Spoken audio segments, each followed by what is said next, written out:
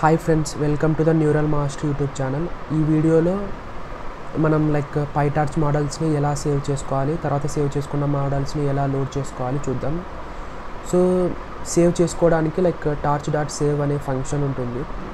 So ఇందులో two వేస్లో మనం save చేసుకోవచ్చు. ఒకటి వచ్చేసి నాకు మొత్తం మోడల్ ఆర్కిటెక్చర్ కావాలి, దాన్ని మోడల్ ట్రైన్ అయిన తర్వాత వెయిట్స్ కావాలి, అన్ని పారామీటర్స్ అన్నీ సేవ్ చేసుకోవాలనుకుంటే టార్చ్ డాట్ సేవ్ మోడల్ అనేది పాస్ చేయాలి.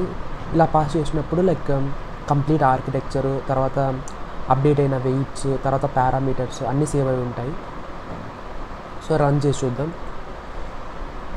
సో అలా కాకుండా ఓన్లీ నాకు ఆర్కిటెక్చర్ వద్దు, నా దగ్గర ఆర్కిటెక్చర్ ఆల్రెడీ ఉంది, ఓన్లీ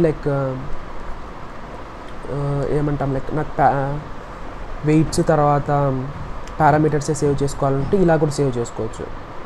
అలా కాదు, నాకు ఆర్కిటెక్చర్ కూడా సేవ్ చేసుకోవాలనుకుంటే కంప్లీట్గా మోడల్ అనేది పాస్ చేద్దాం.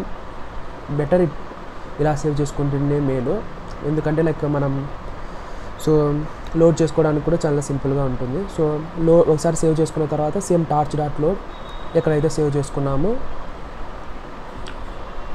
ఆ పాత్ ఇస్తే సరిపోతుంది. సో దాన్ని నేను మోడల్ అనే వేరియబుల్కి మళ్ళీ అసైన్ చేసుకున్నాను. సో ఇప్పుడు చెక్ చేసుకోవచ్చు ఆ సేవ్ అయిన మోడల్లో పారామీటర్స్ ఏమేమి ఉన్నాయో.